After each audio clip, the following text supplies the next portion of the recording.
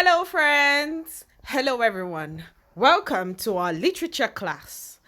Today's topic is titled Figures of Speech. What did I say? Figures of speech. Now, in literature, we've been hearing the word figures of speech. Now, find the figures of speech in this poem. Find the figures of speech in this book. But first of all, what is a figure of speech? Behavioral objectives. At the end of the lesson, the learner should be able to define figures of speech, understand the importance of figures of speech, list the kinds of figures of speech. What is a figure of speech? Like I said earlier, we see questions like this pop up in our examinations, but we wonder, what is a figure of speech? This class is going to tell us what a figure of speech is. A figure of speech is a word or phrase that is used in a non-literal way to create an effect. Note the word non-literal, meaning it will not be clear. It will be very obscure, very hidden, so it will not be in a literal sense.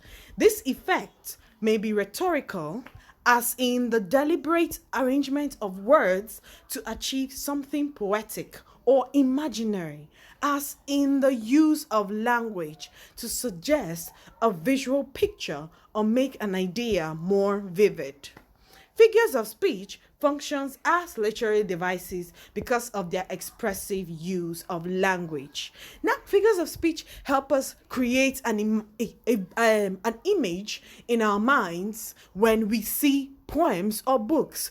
For example, we see a word, let's say pot, in a poem, and it's off. It's not supposed to be in that poem. But then we sit and okay, I have to analyze why the writer used the word pot in his poem. And then you notice that there is an underlying meaning. There is a non-literal meaning to that word used in that poem.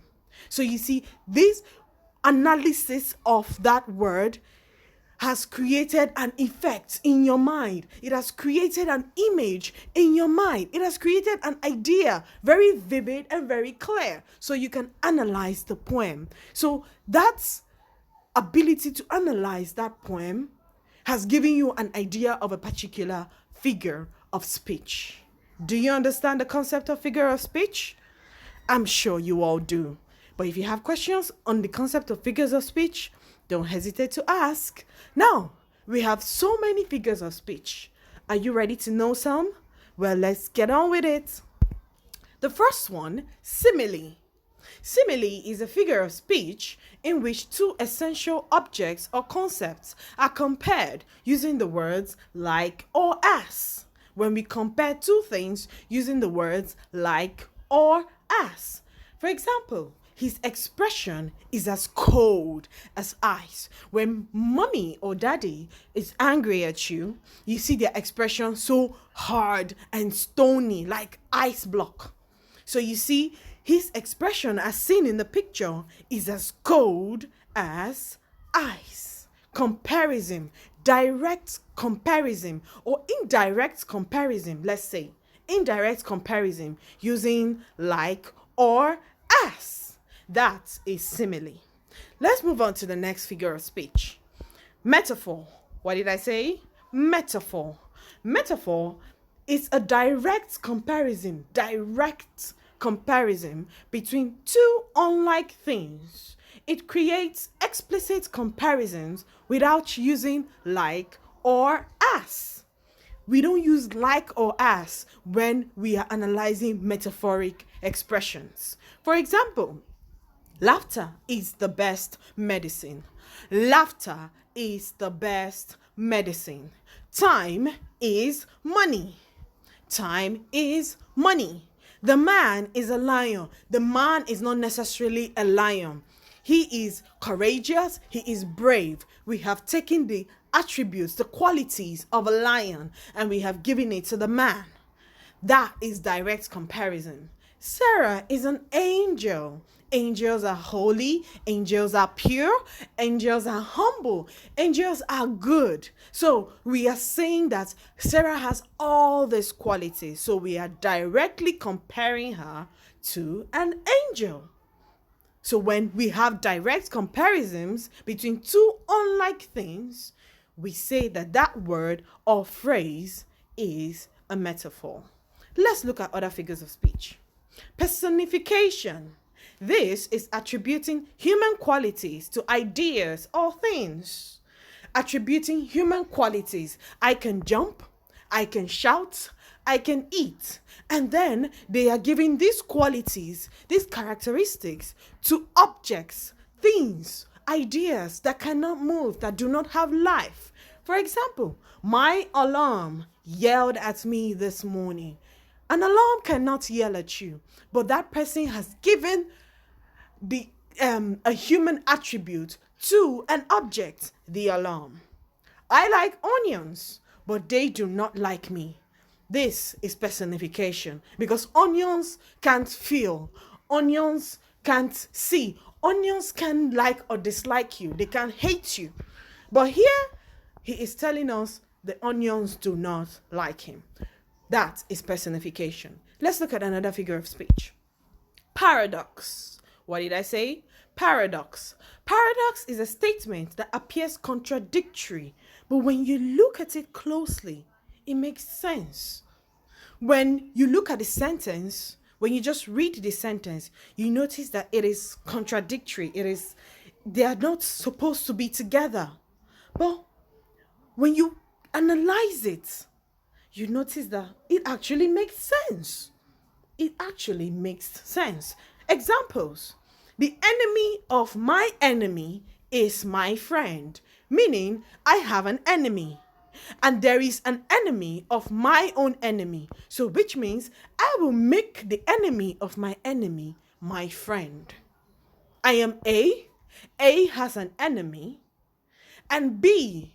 B's enemy is A. So I will make friends with A's enemy so that I can get back at A. That is the meaning of the statement. So when you look at it, it makes no sense. But when you analyze it, you discover that it actually makes sense. The pen is mightier than the sword.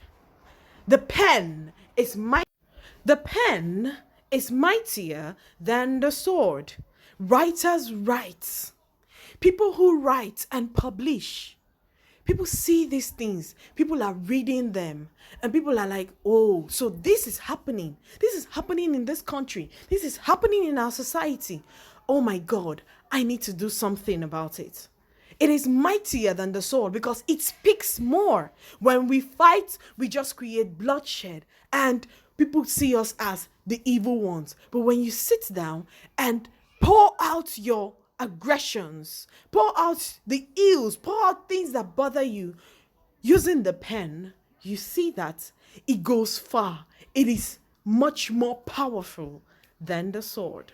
That is paradox. A statement that appears contradictory. When you see it, you believe, how will I fight with a pen? I can't fight with a pen. But when you analyze it, you discover that it actually makes sense.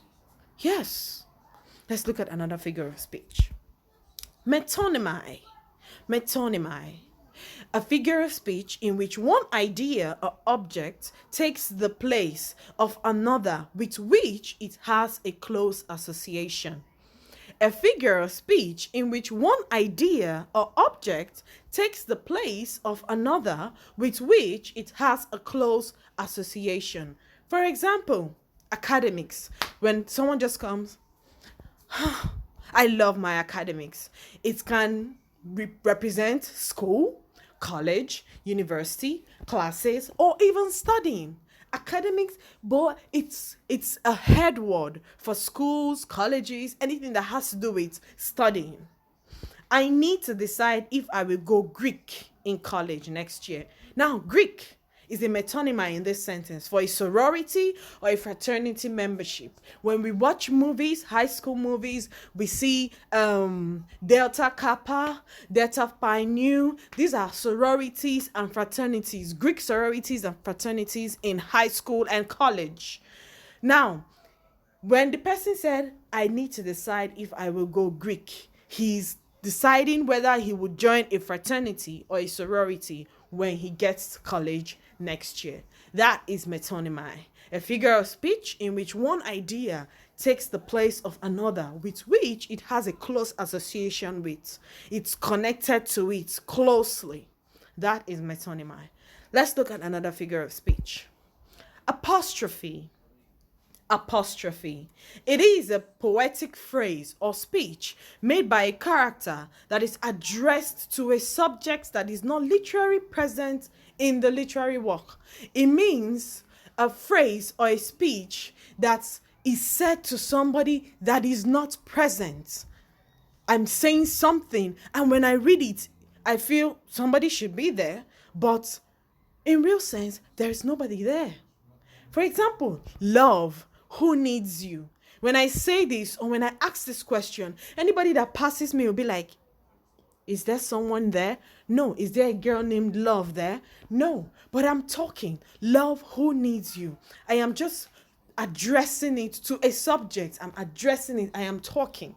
Twinkle, twinkle, little star, how I wonder what you are. I sing this song sometimes, but I'm not looking at the star. I am singing a song to nursery children or little children. We sing along, but there is no star there. You see, it is addressed to a subject that is not literally present in the literary work. That is apostrophe.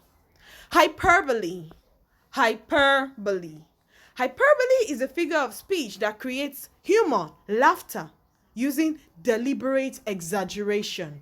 I will exaggerate the thing. I will blow it out of proportion so that everyone can laugh. That's the fun of jokes. Examples. I am so hungry, I could eat a horse. I can't be so hungry that I will go and pick a horse and slaughter it and start eating. But when I read it, I have to laugh because it creates humor. This suitcase weighs a ton. Do you know what a ton means?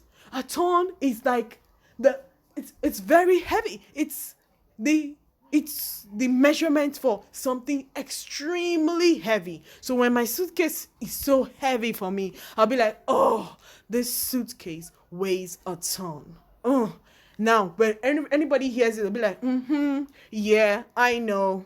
So you see, exaggeration, that is hyperbole. That is hyperbole. Synecdoche. Synecdoche. Synecdoche. It is when a part of something is used to signify the whole. Instead of me to say the whole thing or write the whole thing, I would just pick a part of it to represent it. For example, Aso Rock. When anybody hears Aso Rock, look at Aso Rock. Everybody just imagine President of Nigeria. President of Nigeria. Behind bars. He is behind bars. Meaning he is in jail. He is in jail. Oh my God, he is in shackles. Meaning in chains. So this is when a part of something is used to signify the whole of it. Or the whole of something is used to represent a part of it. That is synecdoche. Yes. So now we have come to the end of our beautiful class on figures of speech. There are so many figures of speech. There are a lot of them. But for the purpose of this class, we will have just these ones. We have simile, metaphor, metonymy, paradox, personification, hyperbole, and synecdoche. So let's get down to our home fun. Home fun. Examine the following figures of speech: euphemism, oxymoron, irony, and anaphora. Ensure you do your home fun. If you have any questions or if you're having difficulties, ensure you research or you reach out to your teacher. So we've come to the end of our class, and we will see each other some other time. Bye. See you next class.